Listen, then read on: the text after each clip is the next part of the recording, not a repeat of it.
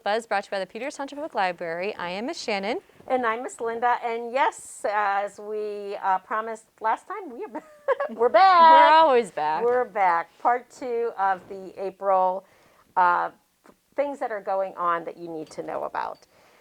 And there's always a ton. You know, when we're done doing all of this, it's kind of like tired or something. You know, you go like, wow. I mean, well, probably because we talk a lot, but we do have a lot going on. You know, we do. We have a lot going on. We do. We keep busy and never lack of something to do. That's for sure. Well, so you got some buzz bits? I have some book buzz biz things that you need to know, whether you know it or not. And because it is National Poetry Month, I chose to do a story and give you information on Amanda Gorman, who wrote and read the inauguration poem called The Hill We Climb. This was published on January 20th, 2021, right after she did her poem. Amanda Gorman opened her inauguration poem, The Hill We Climb, with a question. Addressing newly sworn-in President Joe Biden, Vice President Kamala Harris, and those of us watching, and the world, she said, when day comes, we ask ourselves, where can we find light in this never-ending shade? The loss we carry, a sea we must wade. Gorman spoke outside the U.S. Capitol, which 2 weeks ago, so 2 weeks before the inauguration, was attacked by a largely white pro-Trump mob. It reminded us that somehow we've weathered and witnessed a nation that isn't broken, but simply unfinished. This isn't a political statement. This is about Amanda Gorman. The 22-year-old poet was the latest to follow in a tradition of poets, including, I love this list, that spoke on inauguration days. Robert Frost, Maya Angelou, Elizabeth Alexander, and Richard Blanco. They've read for incoming Democratic presidents. And that was another thing I didn't realize. I didn't realize it was just one party that does this. I didn't follow that. But of this, so Gorman is the youngest in recent history to read a poem on Inauguration Day. So Gorman described herself as that skinny black girl, descended from slaves and raised from a single mother, that she can dream of becoming president, only finding herself reciting for one. She said that days before the ceremony, she started writing the new poem in early January, and shortly after being invited to present inauguration poem. And then when there were different things that were happening, she was about halfway through her poem, and she didn't want her poem to take a drastic left turn because it was already heading towards this. I really liked her poem. This particular direction of unity. That's what she wanted her poem to be, was about unity. Because Biden's theme for the inauguration was unity, and Gorman gave it more weight with her poem.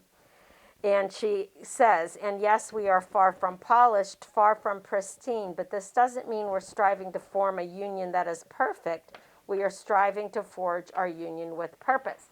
So this young, and we just got this in, this is the adult version of Amanda Gorman, The Hill We Climb. It's the full poem in there, in the inaugural poem.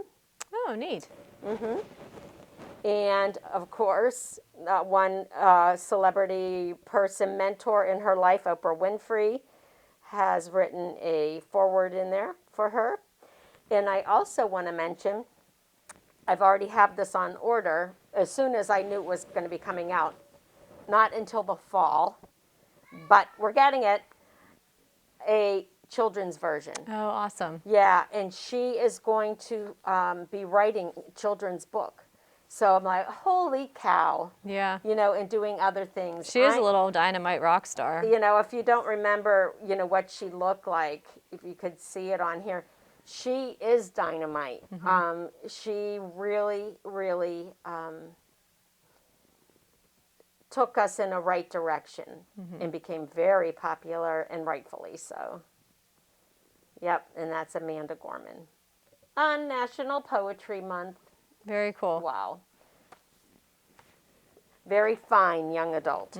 Absolutely. Very inspiring. All right. Well, speaking of young adults, Okay. so we have some more fun teen and tween take and make DIYs coming up. So we have, in honor of Mother's Day, or if you want to do it for Poetry Month, we are going to be doing kits to make rubber stamp bookmarks and stationery and cards. Fun. So everybody will get a bunch of various rubber stamps to keep, and also some ink pads and paper and different supplies to make bookmarks, stationery, and whatever you would like, with some directions on some ideas to get you started. But you know, our teens never lack in their creativity, I feel. So that will be, you can register for that. You must register because we'll have limited kits available. And then we are getting to the end of April, so right at the beginning of May, May the 4th is a big day for Star Wars fans. I never thought that this would be my life as a mom, but apparently Star Wars has completely taken over at the Poly household. Oh, cool. Which I guess you cool. can say that's cool. So, I mean, I broke down, I bought myself a Star Wars t-shirt. I most likely will wear Star Wars ears in Disney World. But anyways, so we are going to be doing several Star Wars themes programs coming up in the beginning of May, but the one is a DIY lightsaber. So last year when we were still shut down, I recorded a tutorial video on how to create a lightsaber using just a pool noodle and duct tape. Well, this year, now that we're open, you don't have to go to the dollar store to get your pool noodle and duct tape. You can just come to your friendly friends at the Peters Township Public Library and get one. Together. So you can go ahead and, for free, no Nice. cost to you, a little kit to make your own lightsaber. And I'm going to rectify the video that I made last year because it's still very good directions. And then so you can go ahead and rewatch that video. You know, you can get creative too. At my house, my son likes Darth Maul, so we had to tape two of the noodles together to have a Darth Maul lightsaber. So that's fun. Very that's cool. Yeah.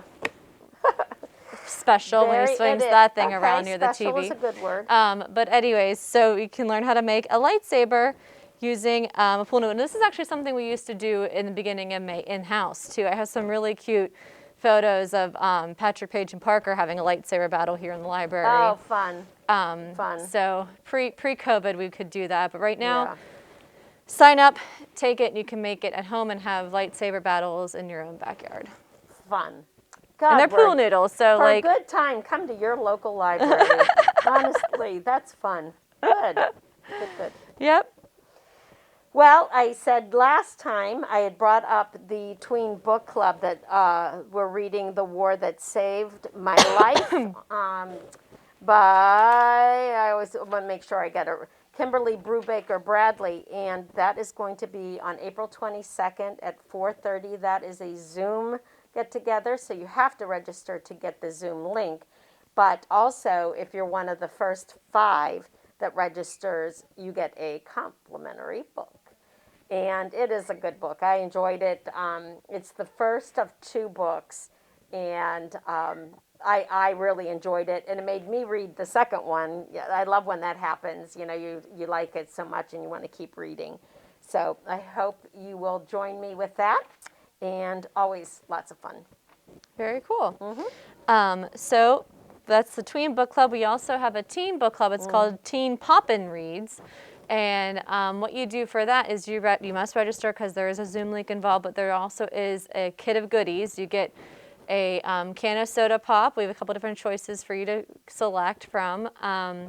And a bag of popcorn, so you can make your popcorn and have your pop, and then we log on to Zoom. And instead of having one book that we're all reading for this spring, what we're doing is we are just having our snacks and getting on and having an open discussion about what you are reading, you know, and to recommend, because it's really great to be able to recommend to your peers and other book lovers what is out there. And sometimes the best books that I've ever read, I maybe wouldn't have stumbled upon myself, Right. but they came recommended to me. Adults do that all the time. Right. You know, that's how, like you said, you know, we find out. It's perfect for teens. Yep, absolutely. So to get some spring reads going, so that will be on the 29th, April 29th at 7 o'clock in the evening. You must register, like I said, and get to that Zoom link. Now we have our tweens, we have our teens. Then for our early elementary school kids, like our second and third graders, we have our Choose Your Own Adventure book club. So Miss Cindy gets on with the document camera and she shows the entire book, so you can, because there's some good illustrations in these as well. And she reads a Choose Your Own Adventure book, and then when, you know, the fun thing about Choose Your Own Adventure stories is you get to a stopping point, and then you have to decide what's going to happen to your character next. Like maybe, you know, you're going to go and fight this battle, or you're going to go home and take a nap, or whatever. And then you have to decide what you're going to do, and then you flip to the certain page to see what's going to happen.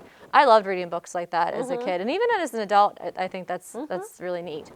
So Sydney's going to be reading one in April, but again, you must register in order to get the Zoom link. She does it on a Saturday morning via Zoom, so you can sit Saturday morning, have your little brunch, turn your Zoom up, and talk about the book. Yeah, very exactly. fun. And you said at the last one in May is going to be switching to Star Wars. So just do a Star Wars. Yep. Oh my Yeah. gosh, keep going. So not in April, they'll still be doing the regular ones, but then flipping in. Yeah, the May one will be Yeah, a special Star You Wars don't want one. to miss them. They're fun. Yeah, that is fun. And then our Star Wars fans, I think that might attract some different, some new people too. Yeah. Oh yes. So There's quite the following. quite the following of all ages. Oh, for sure. Yep, I feel like I'm finding out in my own life the wide variety of Star Wars fans that are available. Oh yeah. You should see Angela's boyfriend. Yeah, he's a fan too. Huge. Yeah. Even has a stormtrooper outfit, and he goes and donates his time and goes to places. Maybe when we reopen, he can come and Stormtrooper here. He has mentioned that many times. He would do that for me. Okay, we'll surprise you. Act like you don't hear this. And because of that, he's got all of the other characters as friends. So we're in like this, you know. Yeah. We're in. You like got the Flynn. Stormtrooper. I have something to tell you about that, but I won't talk to you about it on film. Okay. But we can talk later. So anyways, Behind the scenes. behind the scenes, but that will be fun. Yeah, maybe in 2022 we can have, for May the 4th, we can have the Stormtroopers Absolutely. marching around. Do something. That would be awesome. A little Star Wars story time. Okay, so anyways, we received, around the holidays, we received a program proposal from a PA author, Patty Cornelius, and we decided to take her up on this. I'm pretty excited about it. We're doing a virtual author visit through Zoom. And she's going to be reading the book that she wrote called Archie's Dragon. And now this is a very time-sensitive story because it is about a little boy. He's 8 years old, and he is super upset because he can't have a birthday party because of the global pandemic. So his grandmother makes him all of these stuffed toys. Like there's the lion and the dog lying under the bed here, that she makes out of wool and things, all these beautiful stuffed toys that she makes for him. And so for his birthday, she makes him this dragon, and he's 8. He doesn't really want a stuffed dragon. Okay. You know, he's like, really, I don't want a stuffed dragon. I want to have my friends over. I want to have a party like every other 8-year-old boy should have a party. And, he's pretty upset about it. And so then he finds, he tosses the dragon in the closet, but then he finds that the dragon has kind of powers and takes him to this different magical world. So the illustrations in this book are very unique because she creates them all. She actually makes all of these animals, like I'll show you the lion and the dog again here. The author makes all these animals herself, and then she photographs them. So they're made out of wool and all kinds of different mediums, I guess. And then she photographs them and makes these illustrations with all of these creations that she has. Oh, here's the dragon in question. There he is. So really interesting. So we're going to get on, she's going to read this story to us Cool. and talk about how she wrote it, maybe why she wrote it. And then she's going to show us how she makes these animals, which I think is pretty fascinating to see Yeah. how she's creating these things. And each family will you register per family, and each family will receive a kit with tons of different supplies to try to make your own creature or animal. You won't be able to do it quite to the extent that she can, because but you'll have some felt, googly eyes, blue dots, you name it, it'll be in there, and you can use your imagination and create your own creature or your own story scene. And then if you want to make it beforehand, you can show them to the author, or you can maybe be inspired by what she teaches you and make it after that, regardless, whatever you want to do.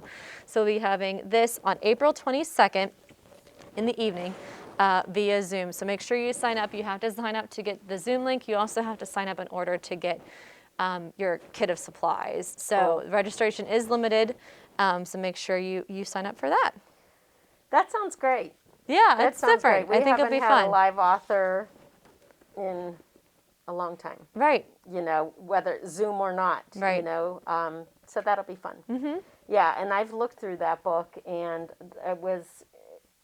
what she's done is amazing. Mm-hmm. So that I'd be really curious. I'm hoping I'm available that night, because I would like to or day. No. It's an evening. Yeah, evening. Yeah. That'd be fun to hear what she has to say. April 26th. 6:30. Okay, 6:30. Yep. Very good. Yeah. Thanks. All right. Do you have any books to share with us, Miss Linda? I do. Well, I stuck with the April is Poetry Month theme. And we're going to start showing some poetry books. Okay. So I'm going to start with this one. It's called Wet Cement, a mix of concrete poems by Bob Rashka. And what I like about these, let me show a good example, is how they, make or take their poems and, weave them around or make pictures or figures or whatever out of them. Very cool. And this one's, boy, and you have to figure it out.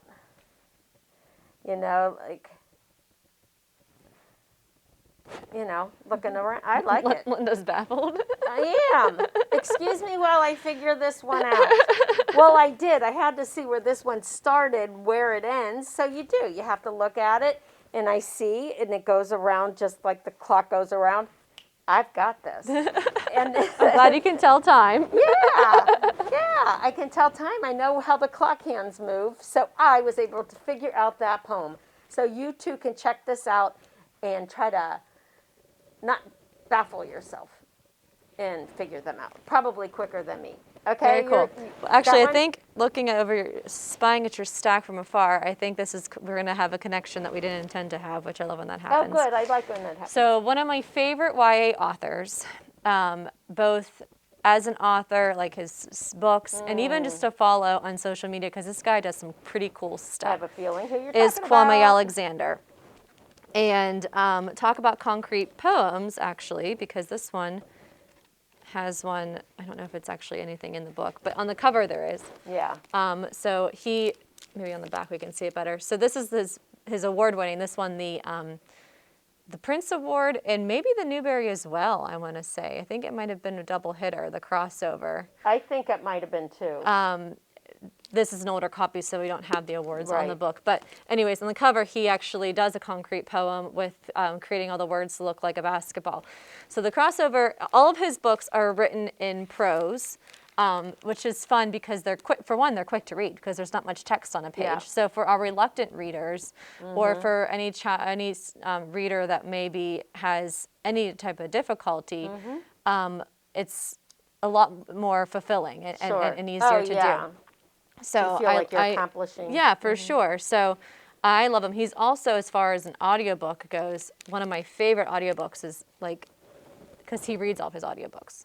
So, and he knows when he wrote it how he wants things to stop, how he wants Sure. things to be I said. love when the author reads their book. So, especially a poet, because that's part like almost a performance. True, So, true. so his book, we have The Crossover, which is about a kid that, he just wants to play basketball, that he loves basketball. He's a twin, and, they're both basketball players. But kind of it's both a story about brotherhood and family, and then also it is a sports story. But there's a lot more to it than that. Like, I'm not a huge sports fan. Like, I wouldn't say, oh, I want to read a sports book, but I loved The Crossover. This one's really fun to swing. This one ties a lot of he's a baseball player. I don't think I've read this one. I've read Solo, which is is a musician. The boy in that story, his family is jazz musicians, and how like the life of a musician's child has impacted him. All of his books are really great. He writes for all ages, as Linda's going to show you soon, but he's most popular, I think, as a YA author. I feel like most of his books tend to fall in YA, but he tosses some stuff in other areas as well. So great for all time of the year, but especially for National Poetry Month, Kwame Alexander. Absolutely. You know what? And like you said, I love when we're on the same wavelength. We don't plan this. We don't plan it. That's like legit true. Yeah, we like to do our own thing so that it keeps it, fresh for each other. And I pulled this one for National Poetry Month, Kwame Alexander, The Undefeated. And like Miss Shannon said, he writes for different age levels, and this one happens to be in the children's department. This one is in what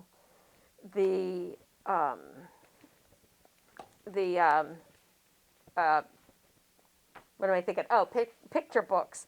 And I love the believe pictures in that.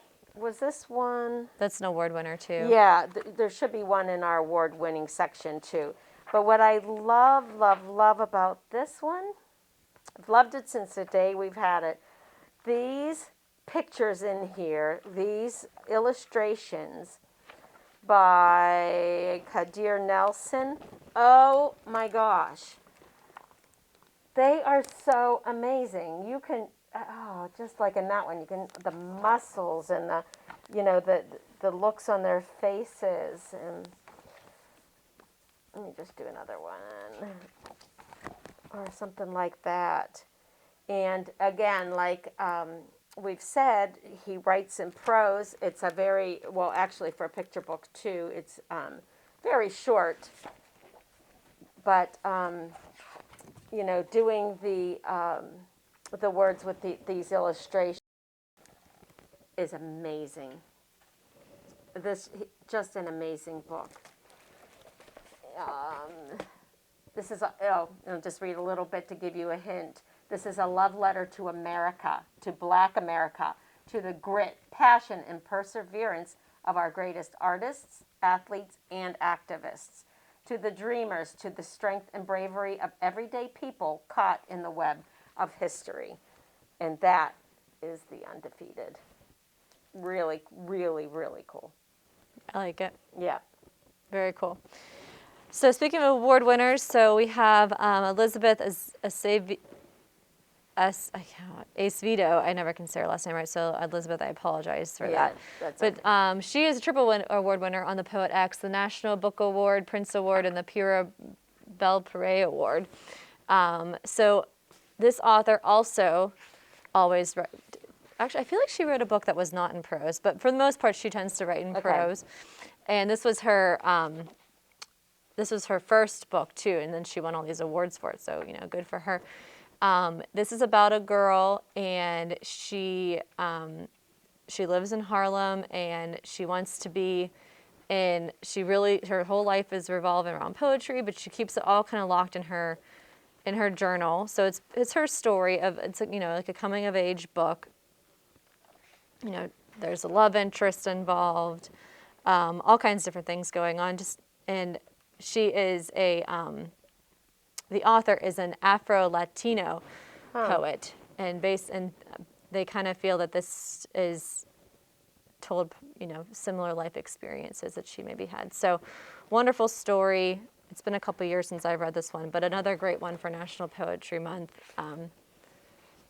So there's, and teen books, I'm finding more and more are being written this way. Yeah. And you don't necessarily know that until you pick it up and you're like not Lori House Anderson, Ellen Hopkins, all her books are written that way. Okay. Hers cool. are more for mature teens usually. Yeah. But That's really cool. Okay, James Marshall writes a lot of children's books. He's even redone a lot of fairy tales. For Poetry Month, Pocket Full of Nonsense. I don't want to lose my spots because I want it. Now, for the little ones, you're not probably going to go with the prose of the book, or things, but start the real little ones on something like this, Pocket Full of Nonsense. And what I loved about this one is it had two that I actually remember. Okay, ready? Tell me if you know this one. Fuzzy Wuzzy was a bear. Fuzzy Wuzzy had no hair. Fuzzy Wuzzy wasn't fuzzy, was he? Do you remember that one? Yes, I do. Then there's a picture in there of a bear with no hair. And he just says, what's so funny? That's funny. And I'll read one more. I love James Marshall's illustrations. Oh, I know. They're great. And one more that they actually made a song out of. Okay. A peanut sat on a railroad track. His heart was all aflutter. The 5:15 came rushing by. Toot toot peanut butter. I don't remember that one. You don't remember? Oh, there's a whole song. Missed that one. No, I'm sorry. I'll this be one. all right. Through the teeth and past the gums. Look out, stomach, here it comes. Nope. Oh my gosh. I guess I gotta read the little pocket full of nonsense. No, I knew all these. I must quit there. Go ahead, child. You child. Missed all those. Yes, you did. I don't know. Is that it with your poetry? That's it. Yep. All right. We have a ton. I know we're wrapping it up, but let me just hold these up. We have a ton in our department, which isn't a surprise. This one's called Lemonade, another poem squeezed from a single word.